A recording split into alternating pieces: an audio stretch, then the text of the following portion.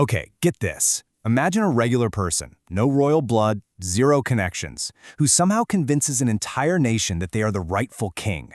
He gets crowned, he leads armies, and he holds the fate of a whole kingdom in his hands. It sounds like something straight out of a movie, right? But this con game is one of history's most audacious, and you'd be surprised how often it actually worked. So the question is, how did they pull it off? I mean, it sounds completely impossible, doesn't it? A baker's son, a kid whose hands were meant for kneading dough, ends up with the crown of England on his head. Now, this isn't some fairy tale. It's a true story, which just begs the question, how on earth did he do it? So let's meet our first guy, Lambert Simnel. Picture this, it's 1487, and this 10-year-old boy just kinda shows up in Dublin, and people start hailing him as the lost heir to the English throne. He's paraded through the streets, powerful nobles are pledging their loyalty, and then, in this huge ceremony, he is actually crowned King of England. And we're not talking about a silly game that lasted for a weekend. For 8 solid months, this kid from Oxford was a real political threat.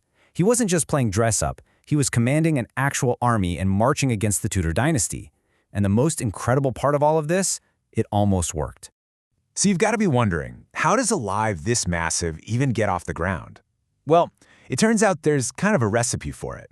A perfect storm of conditions that allows a regular kid to pass as a prince. It's not just about finding a convincing actor, it's about setting the stage perfectly.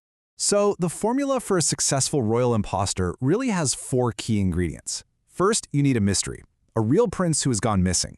Second, you need chaos, a shaky monarch and a bunch of ambitious nobles looking for a change. Third, a believable face, some kid who at least has a passing resemblance. And finally, the most crucial ingredient of all, a powerful sponsor to sell the whole story. In Simnel's case, the missing princes were the famous princes in the Tower, Edward V and his brother Richard, who had vanished without a trace.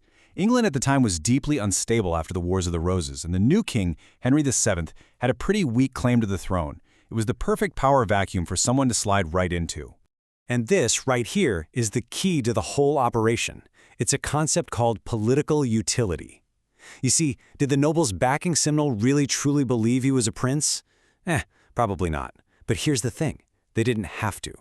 They just needed a symbol, a living banner they could rally an army around. Simnel wasn't really a boy. He was a weapon to be used against the king. But as absolutely wild as Simnel's story was, believe it or not, he was just the warm-up act. Just a few years later, a brand new pretender emerged who was far more sophisticated, way more convincing, and infinitely more dangerous. Yeah, if Lambert Simnel was a pawn, kind of hastily trained and shoved onto the chessboard, then Perkin Warbeck, he was a Grand Master. He claimed to be the other lost prince, Richard, Duke of York. But unlike Simnel, Warbeck was charismatic, he was intelligent, and he played the part of a prince to absolute perfection. Warbeck's backing was on a completely different level. He wasn't just propped up by a few disgruntled local lords. Oh no. He was endorsed by one of the most powerful women in Europe, Margaret of Burgundy, who happened to be the sister of 2 former English kings. Her public recognition gave his claim incredible legitimacy on the world stage. And this is where it gets really mysterious. Warbeck was so convincing. He knew tiny details about court life that there's no way an imposter should have known. Even after he was captured and confessed to being a total fraud, he carried himself with such dignity that he left his enemies deeply unnerved. To this day, some historians still wonder, what if he was the real deal? For centuries, these kinds of mysteries could never really be solved. It was always just one person's word against another's. But then, technology came along and changed the game forever. Science was about to become the ultimate detective in these historical cold cases. Okay, let's jump forward to the 20th century. After the Russian Revolution, a woman known as Anna Anderson appeared claiming to be the Grand Duchess Anastasia, the only one of the Romanovs to have supposedly survived the family's execution. And you know what? Her story was incredibly compelling.